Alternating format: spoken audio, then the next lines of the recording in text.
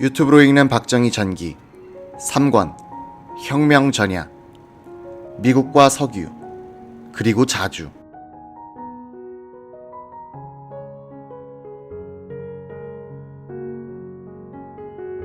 박정희 포병학교장 시절 교육처장이었던 오정석 중령이 지금도 기억하는 교장 훈시가 있다. 그 요지는 이러했다. 위관 장교는 발로, 영관은 머리로, 장군은 배짱으로 일하는 겁니다. 위관은 항상 사병들과 더불어 먹고 자고 발로 뛰면서 일해야 합니다. 영관 장교는 머리를 짜서 자기 분야에 전념해 정보를 수집하고 분석해 상관에게 A안, B안을 제시한 다음 각각의 장단점을 설명하고 저는 이런 이유에서 어느 안을 추천합니다 라고 건의할 수 있어야 합니다. 영관 장교는 전문가적 식견을 갖추어 참모로서 지휘관을 보필할 수 있어야 한다는 말입니다. 장군은 참모로부터 추천받은 안을 선택하는 결심을 한 다음 배짱으로 밀고 나가는 겁니다. 장군은 관리자이지 기능인이 아닙니다. 매주 월요일 오전엔 교장실에서 참모 브리핑 시간이 있었다. 한 달쯤 지나면서부터 참모들이 땀을 뻘뻘 흘리는 시간이 됐다. 박정희는 큰 소리나 욕설 없이 부하들을 꼼짝 못하게 만들어버린 것이다. 예컨대 유류 현황을 참모가 보고하는 것을 조용히 듣고 있던 박정희는 이렇게 말한다. 이봐, 지난주엔 232드럼 남았다고 했는데 오늘까지 추가 소모가 없었는데 왜 잔고가 212드럼이 됐어? 20드럼은 어떻게 된 거야? 숫자에 대한 기억력이 너무 좋은 박정희의 질문에 대해서는 대충 넘어갈 수 없었다. 현황 파악이 부실했다고 자인하든지 박정희의 머리를 뛰어넘는 거짓말을 만들어야 했다. 이렇게 되니 한 달 후부터는 모든 참모들이 차트를 들고 현장을 뛰어다니면서 확인을 하고 기록하게 됐다. 거의 모든 참모들이 한 번씩 수모를 당했지만 수모를 준 교장을 존경하게 됐다. 박정희가 가장 싫어하는 것은 주먹구구식이었다.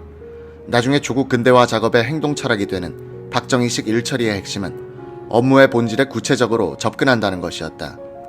당시 포병학교는 논산훈련소에서 4주간 훈련을 받은 신병들을 포병단 자원으로 받아 4주간의 교육을 시키고 있었다. 이들은 운전교육을 반드시 이수해야 했다. 운전교육용 닛산 트럭 15대가 있었다. 어느 날 박 교장은 오정석 교육처장에게 물었다. 신병들이 여기서 교육받아 나가면 전방에 배치되자마자 포차를 끌어야 하는데 실제로 신병들이 운전교육 때 핸들을 잡는 시간은 얼마나 돼요? 알아서 보고 드리겠습니다. 민간 교육장에서는 운전대 잡아보는 시간이 얼마나 돼요? 오중령은 알 필요 없는 것까지 묻는다고 생각했는데 곧 그것이 큰 의미가 있는 질문임을 알게 됐다. 조사를 해보니 신병들이 운전대를 잡아보는 시간은 1시간도 안 되는데 민간인은 면허를 받을 때까지 대강 15시간가량 운전 실습을 하고 있었다. 이 사실을 보고하자 박정희 교장은 다시 지시했다. 그러면 민간 차원으로 교육 수준을 끌어올리는데 추가로 필요한 교육기간, 차량, 유류 소모량, 그리고 예산이 얼마인지 산출해서 보고하시오. 오종석 중령은 추가 소요를 작성하여 학교장에게 올렸고 박정희는 육군본부 회의에 참석해 이를 건의했으나 성사되지는 않았다. 광주 포병학교장 박정희 준장은 1955년 4월 24일에는 학생대대 중대장 최충렬 대위의 결혼식 주례를 섰다. 학생대장 홍종철 중령이 박 교장에게 부탁해 이루어졌다. 박정희는 주례사에서 이북 출신인 최 대위가 가정을 가짐으로써 외로움을 덜게 된 것을 축하하며 동료들은 이 가정을 도와주도록 하라고 당부했다. 최충렬 대위에 따르면 박정희 교장은 미군으로부터 받아오는 비상식량 시레이션으로 아침 식사를 양식으로 만들어 장교들에게 제공했다고 한다. 다른 부대와 마찬가지로 포병학교도 후생 사업을 하고 있었다. 부대의 트럭들을 화순의 벌목업자에게 빌려줘 수입을 올렸다. 이 수입을 박정희 교장은 공개적으로 아주 공정하게 나눴다고 한다. 계급에 따라 차등이 있는 금액을 봉투에 집어넣어 참모들에게 직접 돌렸다고 한다.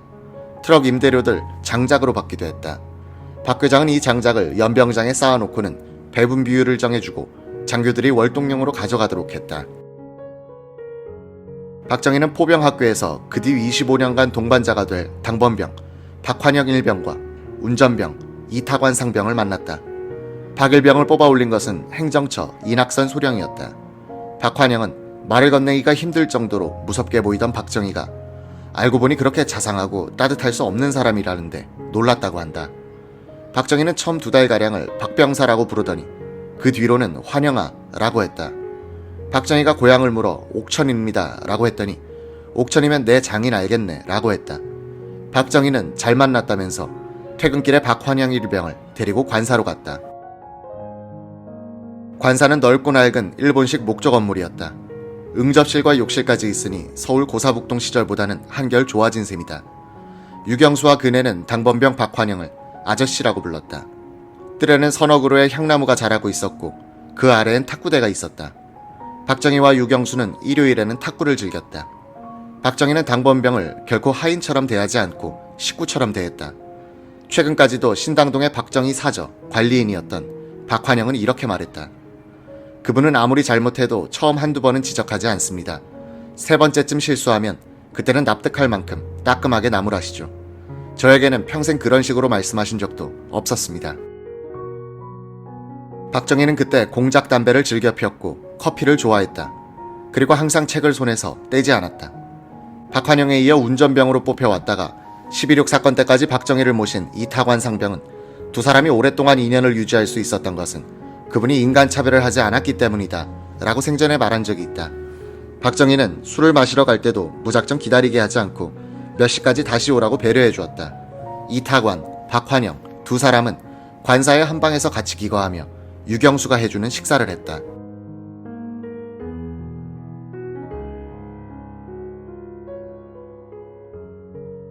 광주의 육군포병학교 교장으로 근무하면서 박정희 준장은 휴일에는 사냥을 즐겼다. 당번병 박환영, 운전병 이타관을 데리고 무등산 기슭이나 송정리 근처 야산을 다녔다. 하루에 꿩을 서너 마리 잡았는데 돌아오다가 농민들을 만나면 나눠주곤 했다. 농민들이 농주를 대접하면 박정희는 마다하지 않았다. 박정희는 회식이나 야외 소풍 때는 부하 장교들에게 부부 동반을 강조했다. 자연스럽게 부하들의 가정생활을 파악할 수 있었다. 박정희는 부하들이 부정사건에 연루되면 처벌을 가볍게 해 재기의 기회를 주려고 애썼다. 이것은 그 부하들의 가정사정을 잘 파악하고 그런 부정을 저지르게 만든 사정을 알고 있었기 때문이다. 포병학교에서 박정희는 5.16 거사 때의 주체 세력 중 한 축을 이루는 포병인맥과 인연을 갖게 된다. 행정처 보좌관 이낙선, 항공대장 이원엽, 학생대장 홍종철, 부교장 정인환, 교관 구자춘이 박정희 교장의 인격에 감복해 혁명 동지가 된 사람들이다. 홍종철 중령의 동서도 장교였다. 유경수는 장교를 남편으로 둔 자매가 서로 의지하며 살아가는 것이 부러워 동생 예수를 장교한테 중매하려고 했었으나 어머니 이경령이 군인 사위는 하나로 족하다고 말렸다. 박정희가 광주 포병학교 교장으로 있으면서 가슴에 새겨둔 사건이 하나 있었다. 미국과 석유, 그리고 자주라는 단어를 화두로 제공한 사건이었다. 그때 주한미군은 한국군과 민간 부문에 대한 석유 공급권을 독점하고 있었다. 미군은 기름을 들여와 코스코라는 회사를 통해서 민간 부문에 기름을 팔았다. 1954년 이승만 정부와 주한미군은 환율 문제로 갈등을 빚고 있었다. 당시 공식 환율은 1달러 대 180환이었다. 미군은 이를 1대 254로 올려줄 것을 요청했다. 당시 우리 정부는 주한미군의 한화를 대여하고 있었다. 미군은 환율이 오른 다음 이 돈을 갚으면 득이 있기 때문에 한화 상환 기일이 지났는데도 갚지 않았다. 이승만 정부는 10월 1일 미군에 대한 한화 대여를 중단했다. 미군은 외출할 때 가지고 나갈 한화를 구하지 못하게 됐다. 이에 대한 보복으로 주한미군은 코스코를 통한 민수용 기름 판매를 중단한다고 발표했다. 군납도 받지 않겠다고 선언했다. 당시 우리 경제의 군납에 대한 의존도를 감안하면 이것은 일종의 무역 금지 조치였다.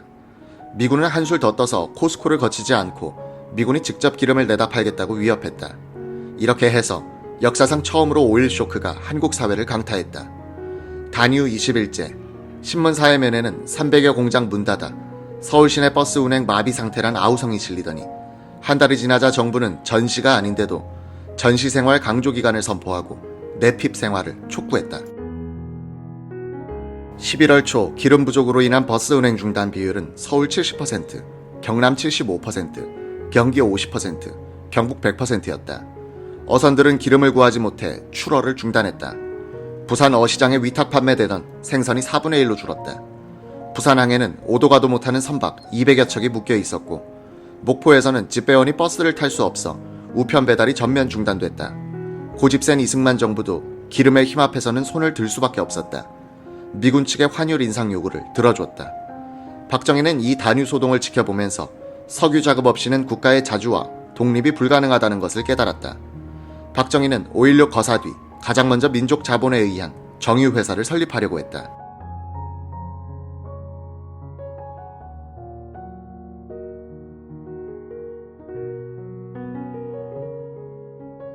정유회사 설립은 젊은 장교들에게 민족주의적 열정의 한 상징이자 염원이 되었던 것이다. 이 상징물인 울산 정유공장이 민족 자본의 부족으로 결국은 미국계 석유회사 걸프와 합작하게 되는 과정은 자력갱생 노선에서 개방정책으로의 전환과 궤를 같이 한다. 1955년 박정희는 강원도 인제에 있던 5사단장으로 옮겼다.